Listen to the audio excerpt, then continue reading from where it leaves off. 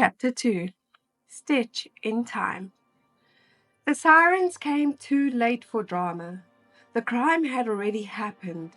The crowd had already gathered, and half of Buttonhole Bay was buzzing before the first police cruiser even pulled up. Snow Hiver sat on a folding chair at the cold edge of the storage corridor, her back against a stack of more folding chairs, shadow lying at her feet like a sentinel. She hated interviews, even when she wasn't the suspect. Detective Eliza Noakes arrived with her casual, restrained precision. No flashing lights, no barking orders, just a kind of quiet gravity that made people instinctively step back and pay attention. She moved like someone who knew every inch of her own weight. Tall and broad-shouldered, Noakes wore her hair in a tight ponytail, what Snow privately called TPT, a tactical ponytail tension. Noakes wasn't a braid kind of woman. She pulled her hair back like she was gearing up for combat, not conversation. She wore her authority the way others wore perfume, subtle but impossible to ignore. Her uniform was pure Noakes, dark jeans, a navy button-down shirt with sleeves neatly rolled, and a black leather field notebook tucked under one arm like a weapon of choice. Her expression was focused, thoughtful, the look of someone who knew chaos was part of the job and intended to meet it head-on. Snow raised her eyes as Noakes approached her, her voice dry. "You're late to the party. Vera's not taking visitors." Noakes didn't smile. "Still allergic to small talk, I see." She crouched beside Snow, arms resting on her knees. "You saw the body?" "Yes," Snow responded. "And you didn't scream, faint, or run?" Noakes asked. "I haven't done any of those things since I was 12. "Right," Noakes tilted her head slightly towards the hallway. "Strangled by the look of it. Industrial thread. Neat. Controlled." Snow's gaze drifted toward the scene, just out of sight behind the taped-off corridor. Upholstery thread, waxed, thick gauge, probably pulled straight from a vendor table. If it's coated, they'll find fingerprints. Or glove fibers. "You seem confident," Noakes remarked. "I've used that thread myself. It burns the skin if you're not careful. But it holds tension." Snow paused. That knot was deliberate, professional, not improvised. Noakes raised an eyebrow. "So, not a crime of passion?" "No," Snow met her eyes. "It's too arranged. Whoever did it posed her like a mannequin, like a prop. That's not panic. That's theater." Noakes straightened slowly, her expression sharpening. "And the label?" Snow's jaw tensed. "Mine," she said slowly. "As in yours? Noakes questioned. "My studio label, my pattern line, carefully placed in her hand. It's not something I hand out casually," Snow responded. Noakes folded her arms. "Think someone's trying to frame you?" Snow hesitated, then nodded. "Possibly. Or someone is trying to make a statement." Noakes pursed her lips together. "We'll need a list of everyone who had access to your booth today." "I can give you a list of who I remember," Snow responded. "But it's an open stall, Eliza. Public venue. High foot traffic. If I was distracted, chatting with a customer, or running a demo, anyone could have slipped in or out without me noticing." Noakes gave a slight nod, already scribbling in her notebook. "You still keep your supplies catalogued?" "Of course," Snow responded. And with you today?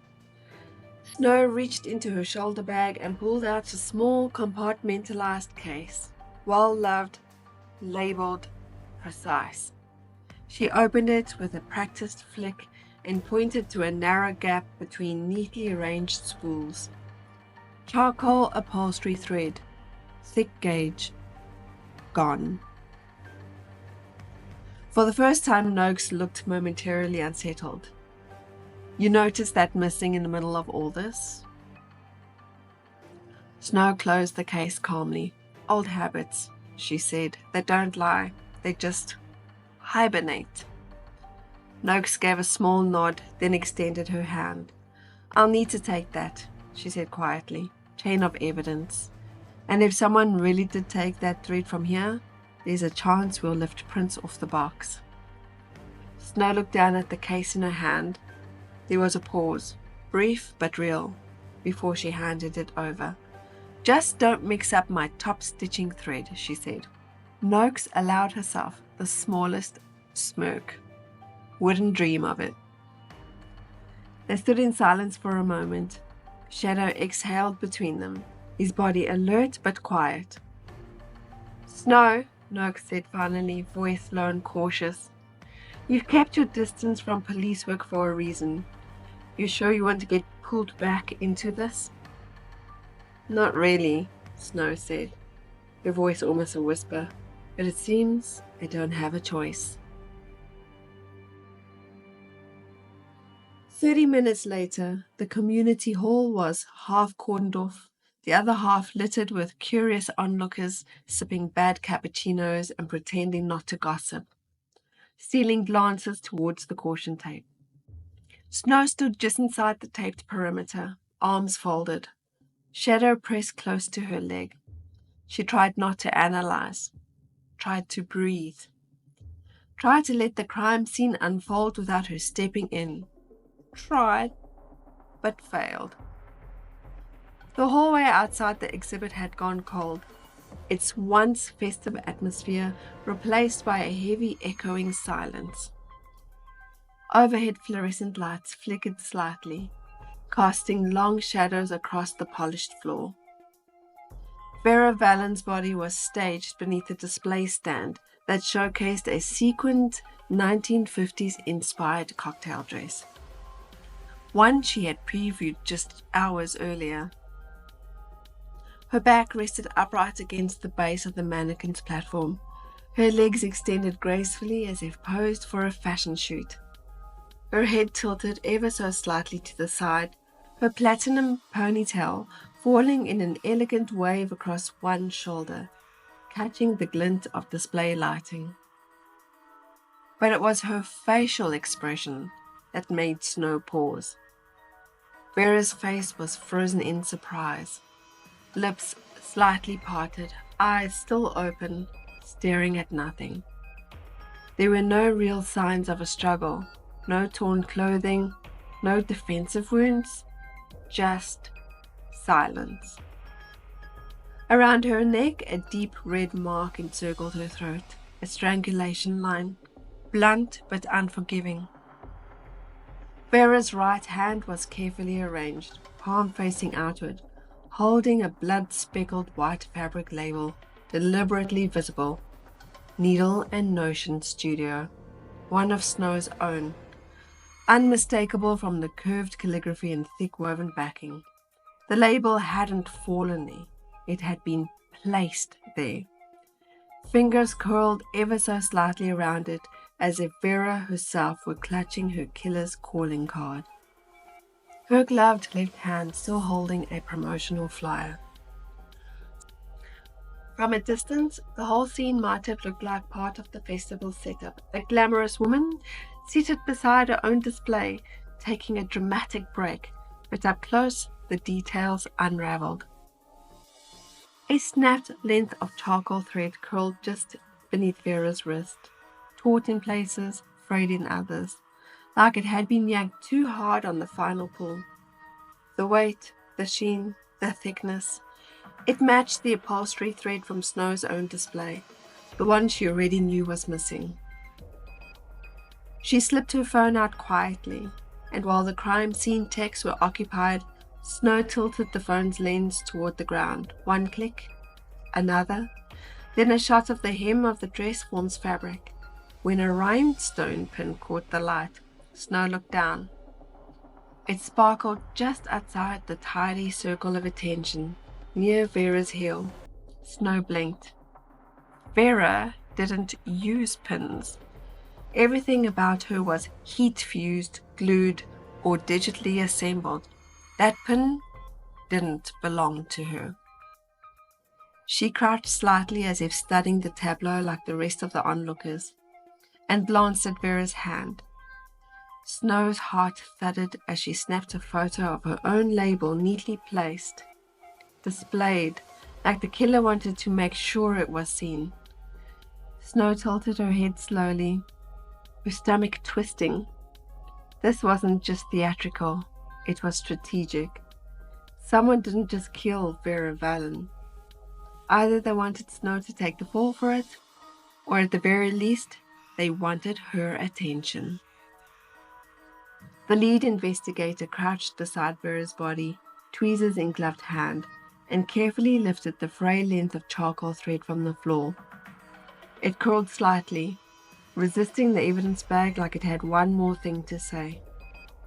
They bagged it as evidence. But to Snow, it wasn't just a weapon. It was a line deliberately drawn, from the victim to the scene and straight to her. Not just thread, a signature.